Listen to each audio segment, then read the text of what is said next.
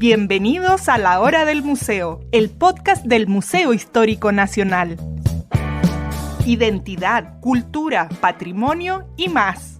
Soy Rocío Muñoz y te invito a un encuentro diario con la historia y sus protagonistas.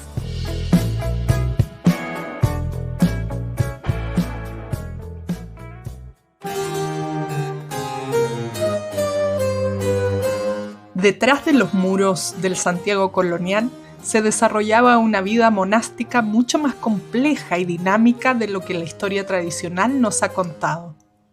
El monasterio antiguo de Santa Clara no era simplemente un lugar de retiro espiritual, sino un verdadero microcosmos social donde convivían mujeres de diferentes orígenes y donde se desarrollaban actividades educativas, económicas y de gestión que trascendían los límites del claustro. Durante el siglo XVIII, 278 monjas profesaron en este convento, divididas casi equitativamente entre las de velo negro, provenientes de familias influyentes de Santiago, y las de velo blanco, de origen más modesto, creando una jerarquía social única que reflejaba las complejidades de la sociedad colonial. Entre los trabajos manuales más fascinantes que desarrollaron estas monjas clarisas estaban las famosas cerámicas perfumadas, cuya secreta receta de producción las impregnaba de un exquisito perfume al que se le atribuían características terapéuticas. Estas cerámicas comprendían diversos recipientes en miniatura de arcilla modelada, cocida, policromada, dorada y perfumada, que por sus dimensiones correspondían a artefactos puramente decorativos con alto valor simbólico. Vamos a conversar con Alejandra Fuentes, doctora en Historia y magíster en Historia y Gestión del Patrimonio Cultural y la autora del libro Monasterio Antiguo de Santa Clara, quien nos va a revelar los secretos de esta comunidad femenina que desafió los estereotipos sobre la vida religiosa colonial y nos demuestra cómo estas mujeres, lejos de vivir aisladas del mundo, fueron protagonistas activas en la economía, la educación y la cultura del Santiago del siglo XVIII.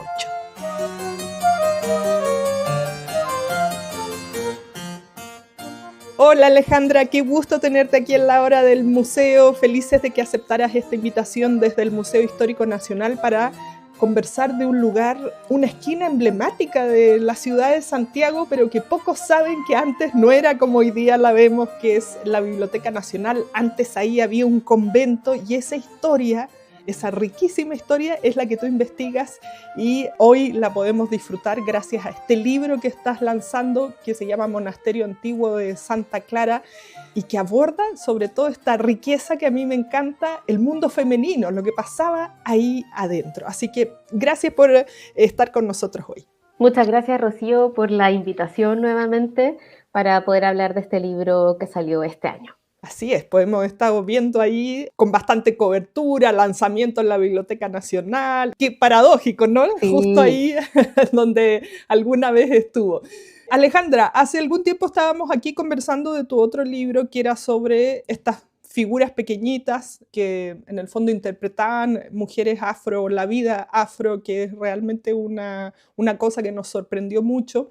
¿Cómo llegas a esto del convento de Santa Clara, que está muy relacionado con estas manualidades también? ¿Cómo es que apareció en tu vida este convento que hoy día uno no puede ir y decir, lo voy a ir a mirar porque ya no existe? Claro, mira, yo conocí este convento que su última ubicación estuvo en Puente Alto y conocí el convento el año 2012. Uh-huh. Cuando yo estaba haciendo el máster en Historia y Gestión del Patrimonio de la Universidad de los Andes, y se organizó ahí una visita, una salida a terreno en el marco de ese programa de posgrado a este monasterio para conocer toda su riqueza patrimonial. Entonces, en ese momento, miramos, nos mostraron el archivo, nos mostraron la cerámica perfumada, nos mostraron pinturas, nos mostraron todo lo que en el fondo ellas tenían. Y claro, en ese momento era un monasterio que había quedado muy deteriorado después del terremoto del 2010. Era una comunidad ya muy pequeñita, entonces lo que ellas también buscaban era colaboración y ayuda para salvaguardar ese patrimonio. Entonces, en ese momento yo conozco el convento y luego en este mismo programa de posgrado Isabel Cruz con Alexandrín de la Tey postulan a un proyecto para partir recuperando una parte de todo ese patrimonio que era el archivo. Y a mí, yo estaba estudiando en ese magíster y me invitan a participar de este proyecto de catalogación y digitalización del archivo. Y es ahí cuando conocí, obviamente, bueno, un proyecto que duró mucho tiempo, varios años, eh, y que, por lo tanto, bueno, éramos un grupo ahí de investigadoras que primero fichábamos documento por documento y luego se digitalizó.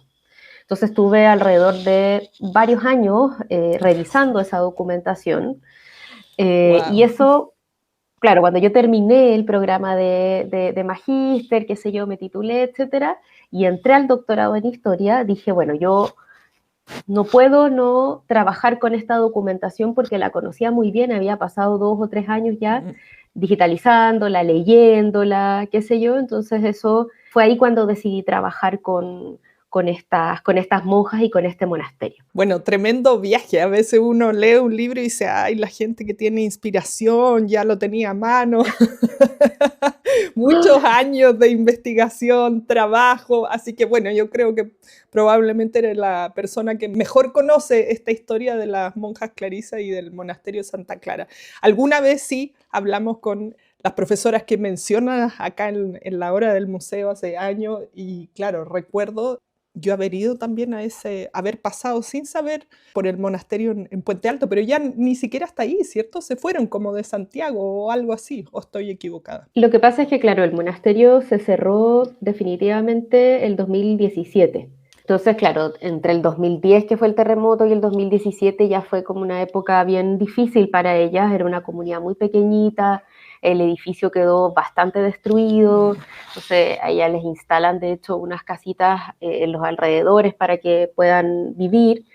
Y eso finalmente, bueno, se empiezan a enfermar, y hay algunas de esas 5 que quedaban que fallecen, y por lo tanto la comunidad decide clausurar el monasterio y se cierra el 2017. De hecho, creo que ahora lo último que supe fue que ya habían hecho la demolición de la iglesia y de lo que quedaba del convento, y ahí estaban construyendo ya otras edificaciones. Entonces, ellas se cierra el 2017 y las monjas que quedaban se van algunas al monasterio también de Clarisas, que es más nuevo, pero que está en la Florida, que sigue activo, y las otras se van al monasterio más nuevo aún, que está en la ciudad de Los Ángeles. De hecho, hace poquito les mandé a la Madre Maribel y a la Madre Margarita, les mandé este libro. Conocí ahí por el azar una persona que iba frecuentemente a verlas, porque estaba ahí en un lugar de difícil acceso, y con esa persona mandé los libros y estaba muy contentas de haber recibido después de tanto tiempo, habían pasado muchos años, así que estaba muy contenta.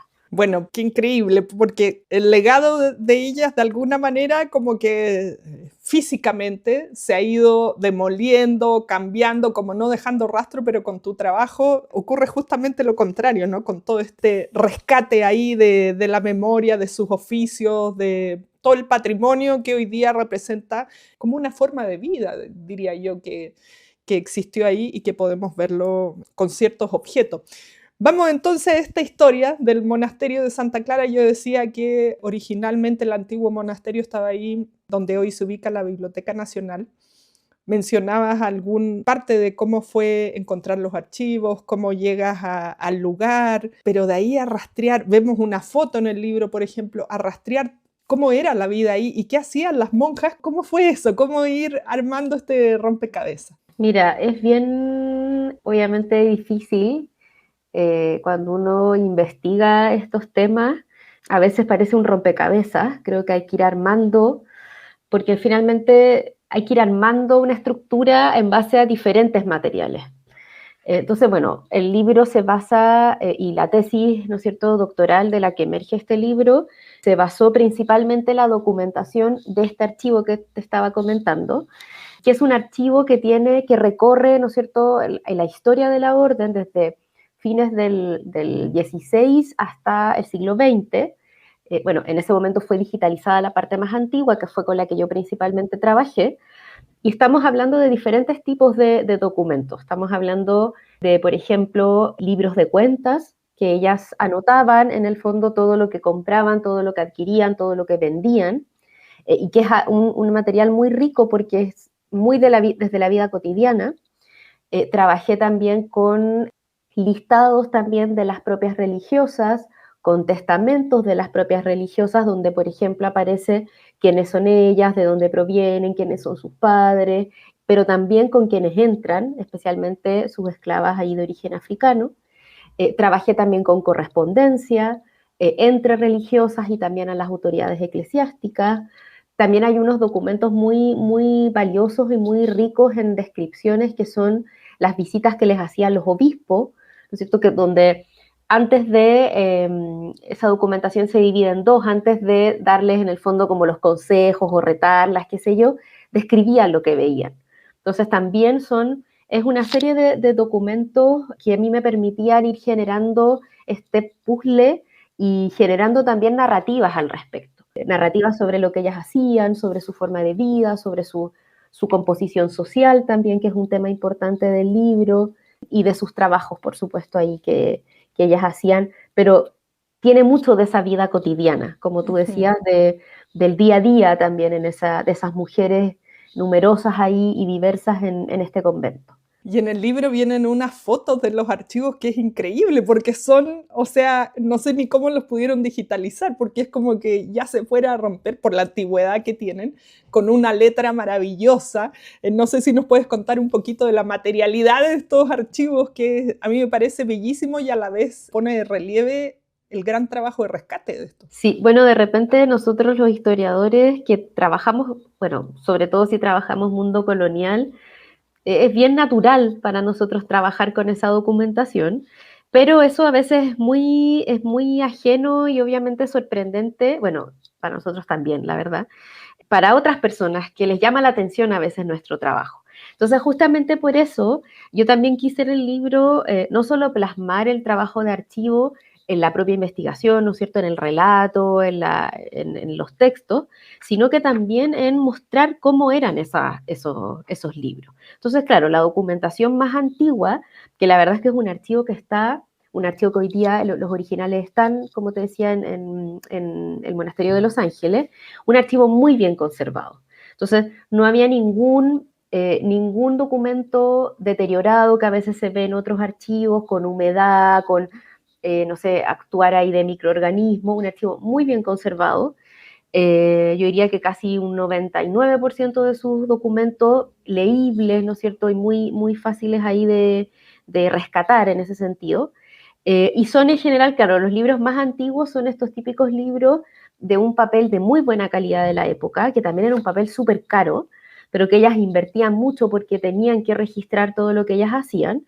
Estos libros, ¿no es cierto?, recubiertos con lomos de cuero y con tapas de cuero.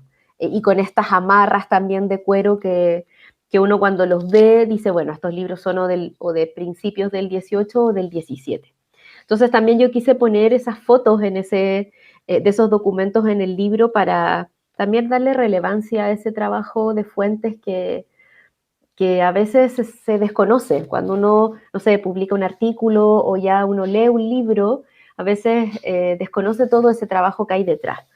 Así que para mí era importante darle relevancia a ese archivo y a la materialidad, justamente como tú decías, de esos documentos en el libro con esas imágenes. Y ya entrando de lleno a lo que trae el libro, siguiendo un poquito, vamos a tratar el orden de lo que va abordando el libro, vamos a la llegada de las clarisas aquí a Chile y este reconocimiento por su trabajo manual. Bueno, hasta hoy decimos tiene mano monja.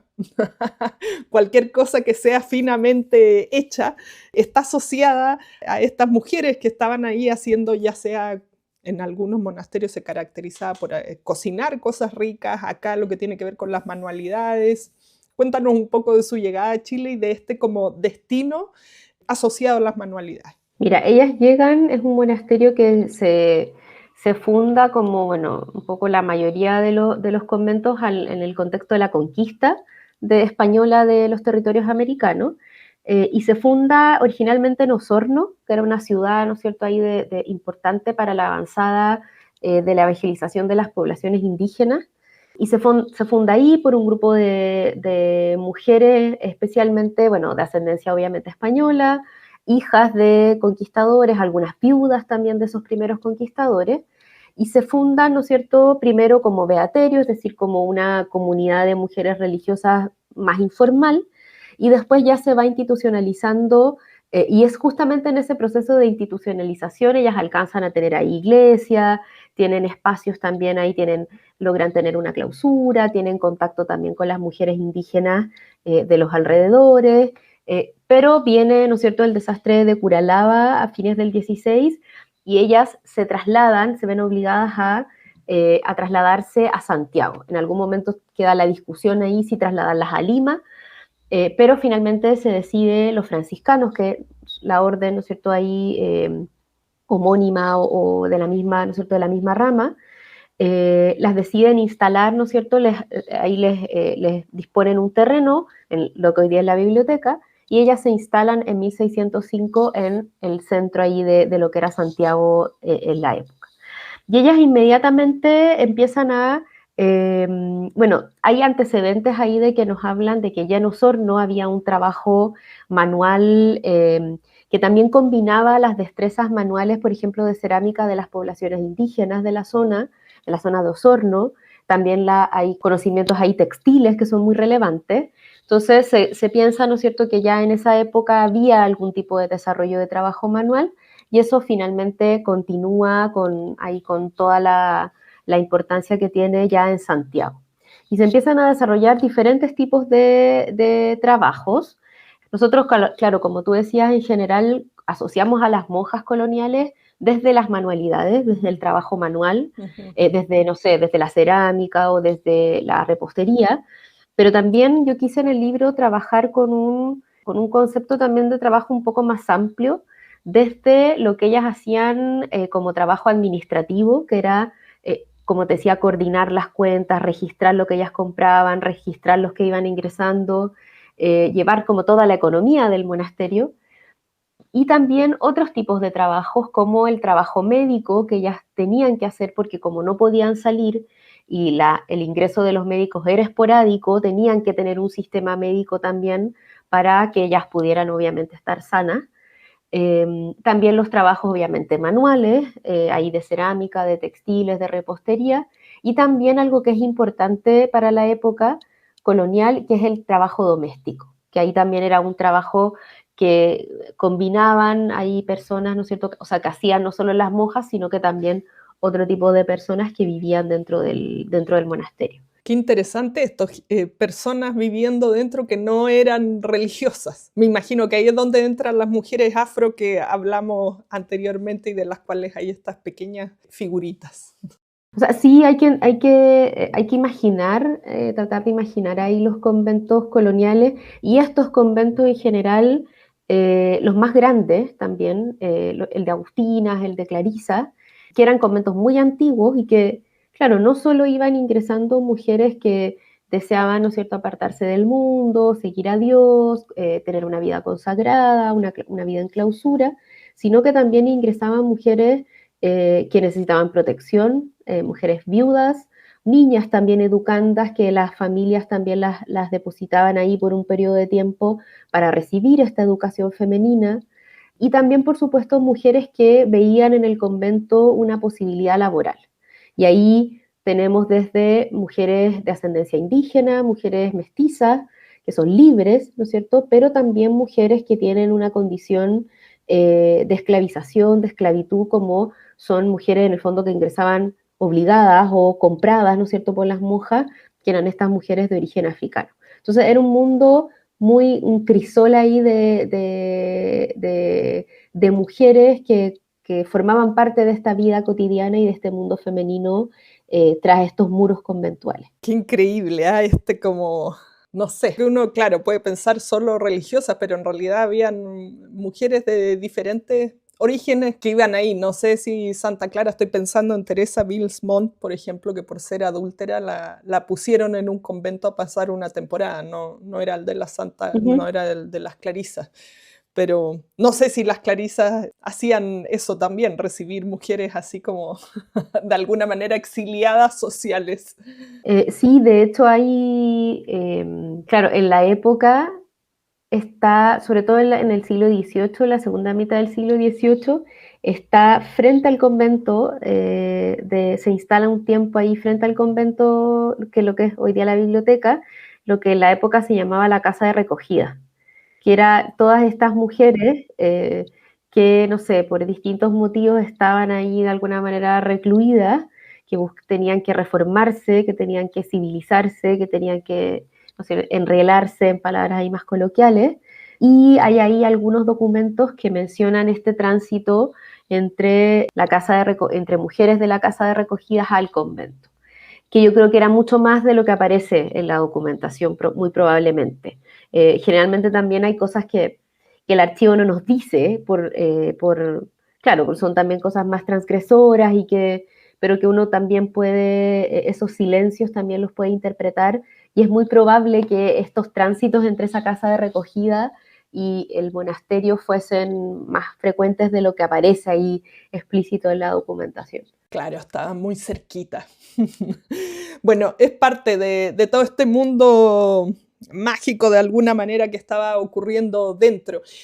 Quería que conversáramos a lo mejor un aspecto un poco más filosófico a raíz de lo que comentabas de las manualidades, porque las clarisas estaban, bueno, en claustro, primero que nada. ¿Cómo se organizaba su día a día y qué rol cumplen las manualidades? No sé si es parte de alguna manera de entrar en meditación, poniéndolo en palabras hoy día, como que no necesariamente son católicas, de conexión con Dios, por qué era tan importante y en el fondo llegan a ser maestras en esa rama. Sí, bueno, de hecho la primera parte del libro, porque el libro se divide en tres partes, una primera parte que justamente alude a la noción de trabajo como en la tradición del mundo del monacato cristiano, una segunda parte que ya tiene que ver con la historia del monasterio y con la composición social del mismo, y la tercera parte que son ya todas las prácticas laborales.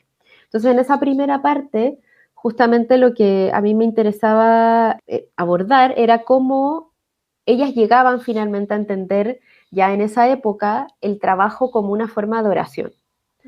Y eso la verdad es que no es algo propio o exclusivo de las clarisas, ni de su orden, sino que hay toda una tradición, incluso en el origen del monacato en Oriente y luego el monacato de Occidente, y una serie ahí de manifestaciones y de, ¿no es cierto?, también algunos padres, ¿no es cierto?, del monacato, qué sé yo, San Benito, ¿no es cierto?, el mismo San Francisco de Asís, una serie ¿no es cierto?, también intelectuales que entendían, ¿no es cierto?, justamente el trabajo, sobre todo el trabajo manual, pero también el trabajo agrícola en el caso de los monjes, el trabajo textil, el trabajo muchas veces también intelectual, por ejemplo, para los dominicos, también significaba una forma de oración.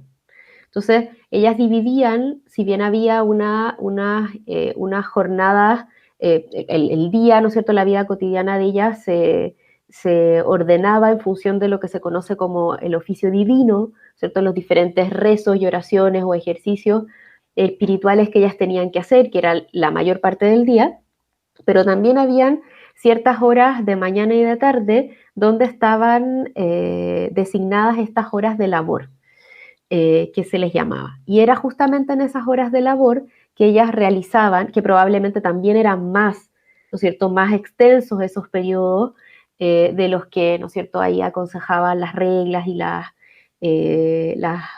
órdenes, ¿no es cierto?, las constituciones de las órdenes, ¿no es cierto?, donde ellas ahí trabajaban, pero ellas trabajaban también, por ejemplo, esas manualidades, las trabajaban rezando, las trabajaban orando, las trabajaban cuando ellas estaban, no sé, hilando o bordando, había una religiosa que les estaba leyendo, por ejemplo, la regla o les estaba leyendo un libro, ¿no es cierto?, sobre Santa Clara o sobre Santa Teresa, que eran otros modelos de santidad de la época, etcétera. Entonces, era una forma, y eso está, ¿no es cierto?, es una noción ahí del trabajo como forma de llegar a Dios y de alcanzar, ¿no es cierto?, esa conexión tan ansiada, que es tanto del monacato masculino como del monacato femenino, pero que en el caso del monacato femenino, como ellas están obligadas a estar dentro del convento para siempre, se hacían, ¿no es cierto?, más frecuentes esas labores manuales.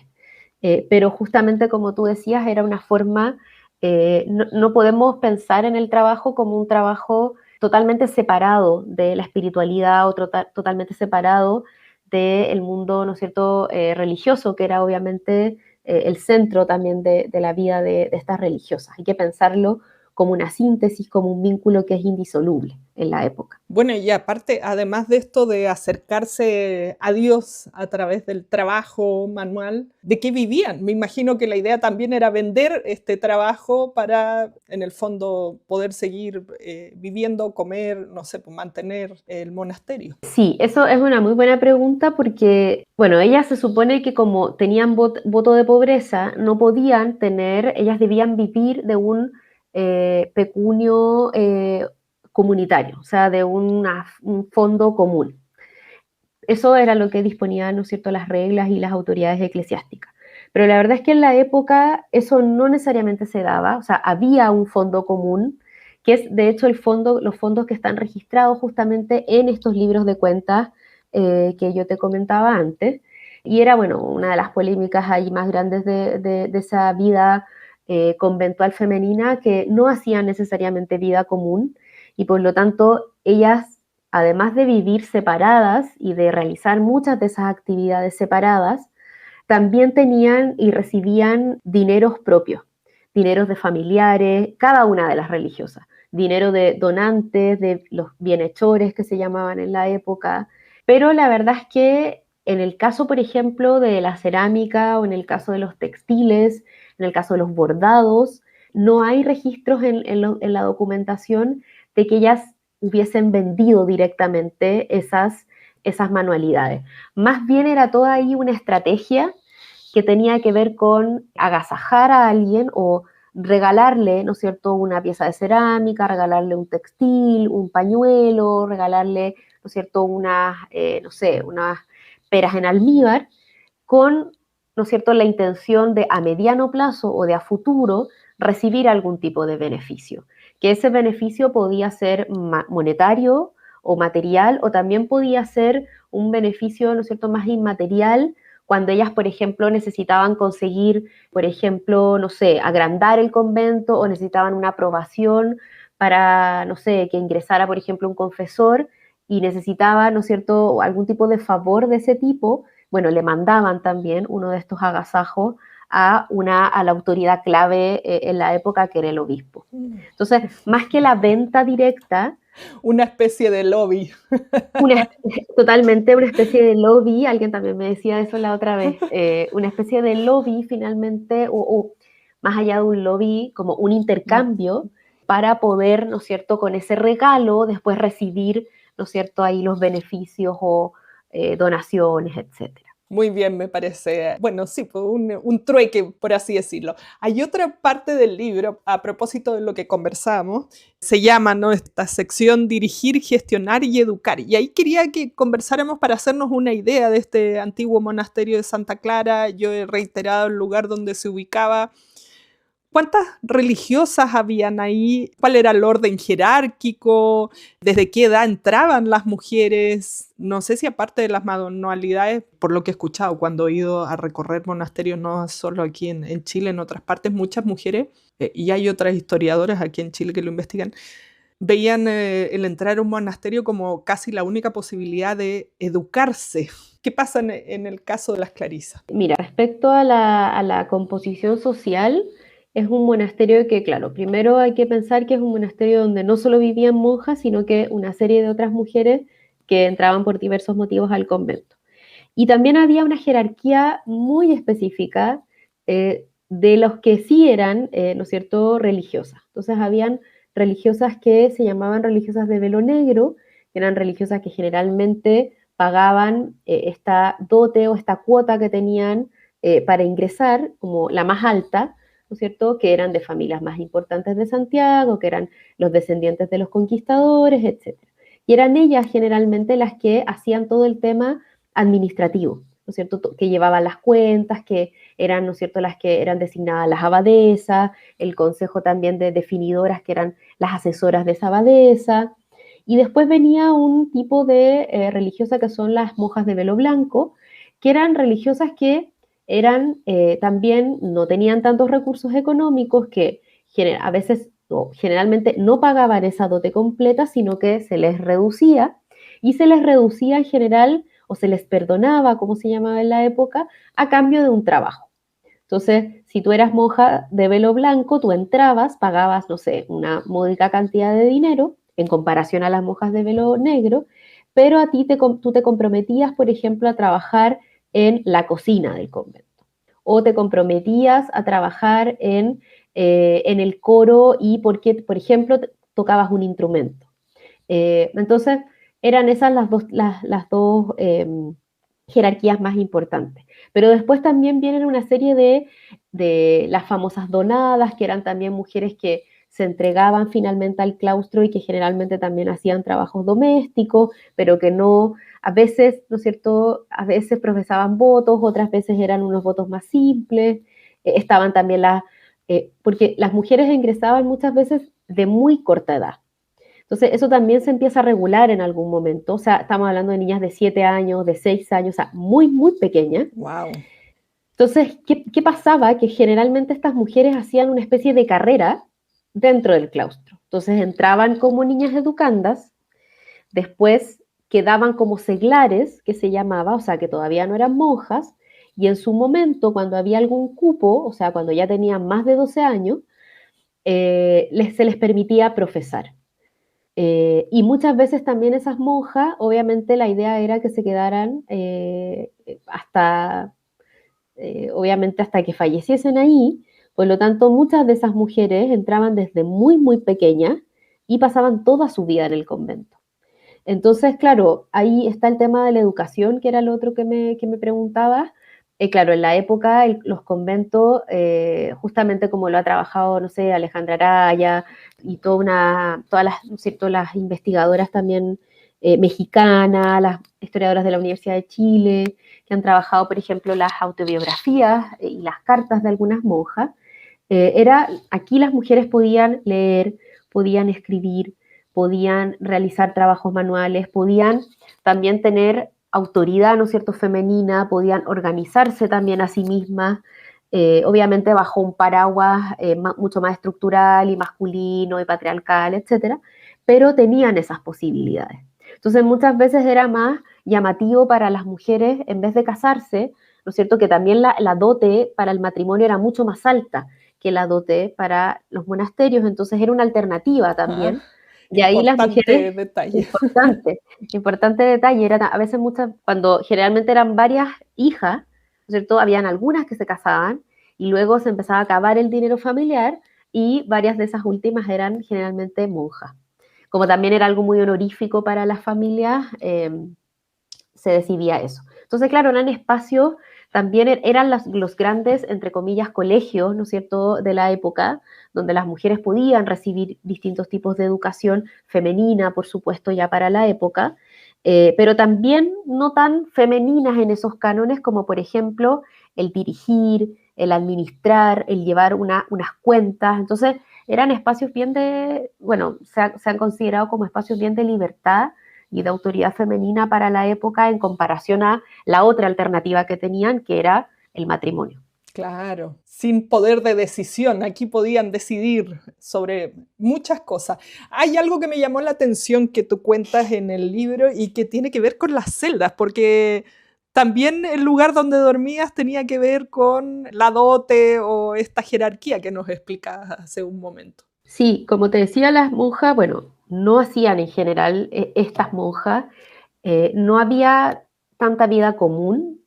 Generalmente la vida común estaba reservada para o las oraciones o los ejercicios espirituales propiamente tales en la iglesia, pero ellas, ¿no es cierto?, vivían en general en celdas separadas, que eran celdas que eran muy grandes, que tenían que se piensa que eran como departamentos porque tenían muchas dependencias en su interior, no era una celda donde es la celda típica carmelita, donde es un espacio pequeño, donde hay una casi cama y sin almohada y con un par de trastes, etcétera, sino que eran espacios donde tenían muchas dependencias, o sea, muchos espacios en su interior, o sea, tenían una cocina, tenían dormitorios, tenían cuartos para las criadas, o sea, tenían huerto, tenían sus animales, entonces más que celdas eran unas especies de casas, ¿no es cierto?, pequeñas, varias casitas, ¿no es cierto?, que vivían ahí tras este convento o en el convento. Pero claro, también, ¿qué pasaba? Que la monja que podía pagar, porque tenían que pagar por tener una celda propia, eran obviamente las monjas de velo negro. Entonces las monjas de velo negro generalmente eran las dueñas de estas casas, pero como había toda una población que también tenía que vivir y no tenía dinero suficiente para comprar una celda propia o una casa propia, tenían que vivir, ¿no es cierto?, con esas, bajo de alguna manera la autoridad también de esa monja que era la dueña de la celda. Entonces, generalmente vivía una monja de velo negro en una celda o en estas casitas y varias de velo blanco, varias criadas, varias seglares. Entonces, finalmente, el convento se componía de muchas de estas celdas, muchas de estas, varias familias en su interior que también tenían pugnas y también obviamente ahí habían conflictos entre ellas también. Alejandra, no nos queda mucho tiempo y hay un montón de cosas que cuenta tu libro que me encantaría que pudiéramos hablarlas todas, pero quiero que recapitulemos a los oficios que hacían. Yo las conocía, alguna vez habíamos conversado contigo también justamente por la cerámica, estas cerámicas perfumadas además, pero hacían muchas otras cosas que eran características de ellas. Entonces quería que nos contaras sobre qué hacían y qué las hacía propiamente de las clarisas. Y por ejemplo, en el libro viene una imagen, entre otras muchas cosas muy ricas, de un textil, pero parece que lo hubieran hecho así como unas hadas. Sí, bueno, como te decía, son varios tipos de trabajo los que ellas, o labores que ellas realizaban, pero obviamente dentro de esas labores, uno de los más también importantes eran estos trabajos manuales, que eran estos generalmente los que tenían toda esta tradición en el mundo, en esta trayectoria del monacato cristiano. Y ahí, bueno, yo diría que una de las características obviamente más relevantes y que al menos todavía una vez se sabe que estas investigaciones pueden también abrirse con otros materiales, con otras fuentes, serían las únicas monjas que hacían, por ejemplo, cerámica, porque varias otras monjas realizaban esta mano de monja, ¿no es cierto?, la repostería, hay varias monjas también que hacían los textiles, ¿no es cierto?, estos bordados con estos hilos maravillosos, importados, etcétera, pero yo diría que dentro de todas esas manualidades, la cerámica es la cerámica que a ellas el tipo de obra, el tipo de trabajo que a ellas las caracterizaba. Es algo que no se ve en las otras órdenes, una cerámica que, como hemos conversado en otros momentos, era muy famosa en la época, era muy demandada, llegaba a distintos lugares y también hay que pensar que cuando uno piensa en qué es lo que queda de estas monjas Eso. visible, no solo lo inmaterial, como por ejemplo la mano de monja, ¿no es cierto?, la forma de vida, que es lo que queda material, uno de los pocos elementos materiales que queda de ellas, de este legado patrimonial, son algunas obras, pinturas, algunas esculturas, ¿no es cierto?, que ellas tenían en su convento, pero sobre todo las piezas de cerámica que hoy día tenemos en el Museo Histórico, en el Museo de la Merced, ¿no es cierto?, en otras colecciones privadas, etc. Entonces, yo diría el sello de este monasterio antiguo. ¿Cómo le hacían para ponerle perfume? Y no sé si todavía se mantiene eso tan etéreo. O sea, las piezas, hay varias de las piezas, hay varias piezas del Museo Histórico, hay varias piezas que tienen ellas en su colección privada que siguen teniendo aroma. Y en realidad ¡Wow! ¡Qué maravilloso! el aroma era una mezcla finalmente de distintas sustancias ahí que ellas colocaban en la última capa, que era el barniz, donde con esas resinas, ¿no es cierto?, esos aceites, impregnaban también clavo de olor, agua de rosas, vainilla, anís, y así quedaba, ¿no es cierto?, impregnado ya con el último proceso, la última capa, este aroma tan intenso que hoy día ya, bueno, por temas de conservación, obviamente se ha distorsionado un poco, pero sigue estando presente en varias de las obras. ¡Qué belleza! Hoy día que compramos todo de China, Sí, producido en masa por millones, en masa. el imaginarse un objeto así de delicado, bello, al que se le ha puesto tanta dedicación, una dedicación como conectada desde el cielo, desde Dios para hacerlo, es como impensado, es realmente bellísimo. Así que, bueno,